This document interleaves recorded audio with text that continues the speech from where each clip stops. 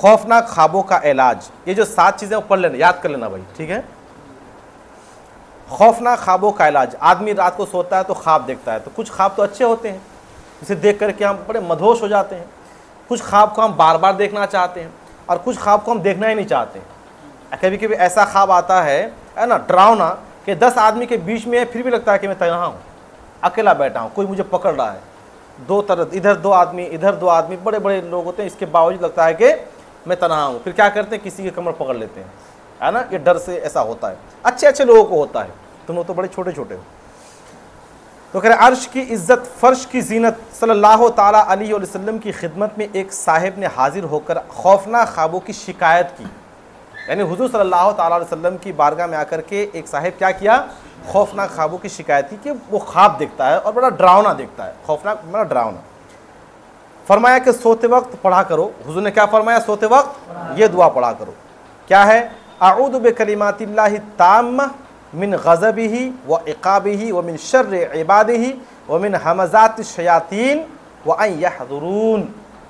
ये एक दुआ है जिसे पढ़ करके आदमी को सोना चाहिए। तर्जमा देखें, यानी मैं अल्लाह ताला के कामिल कलिमात की पनाह में आता हूँ, उसके गज़ब व अज़ाब से और उसके बंदों की शरारत से और शैतान के वसवसों से और उनके हाजिर होने से, शैतान के वसवसे और शैतान के हाजिर होने से मैं अल्लाह तबारक व तआला की पनाह में आता हूँ। ये दुआ पढ़कर अगर सोता है कोई इंसान तो इंशाअल्लाह उस रात वो बुरे ख्वाब से बच जाएगा, बुरा ख्वाब नहीं देखेगा। तो हर आदमी को ये दुआ याद कर लेना चाहिए। और बाज़ जो हमारे आमिरीन हजरात है ना, छोटे छोटे बच्चों को यही है ना तावीज़ में लिख करके देते हैं, तो बच्चा रोना भी बंद कर देता है और बहुत सारी बीमारियों से महफूज भी रहता है। ख़ासकर हिफाजत के लिए ये लिख करके देते हैं, है ना। तो अगर आप तावीज़ लिखना चाहें तो ये अमल आप कर सकते हैं, लेकिन अभी आपको करना नहीं है, जब किसी से इजाज़त मिलेगी तभी करना। लेकिन अभी फ़िलहाल इसको याद कर लोगे कि पढ़ना है ना आप लोगों को। खौफनाक ख्वाब आकर के बड़े बड़ों को जो है ना तहस नहस कर देता है और उसके दिल की दुनिया बदल देता है। तो अब लोग तभी छोटे छोटे हैं, एक बार आवाज़ आएगी, आसमान गरजता है तो आदमी पाजामे में पेशाब कर देता है, तो ये तो बहुत बड़ी चीज़ है, इसलिए सब करना, ठीक है। शब में बेदार हो तो क्या करें, अगर रात के तिहाई हिस्से में या मान लो आधी रात को सोया और कुछ देर बाद आप बेदार हो गए तो क्या करना चाहिए, इस बारे में है ना कुछ रिवायात है, कुछ अहादीस भी है और कुछ तदाबीर हैं।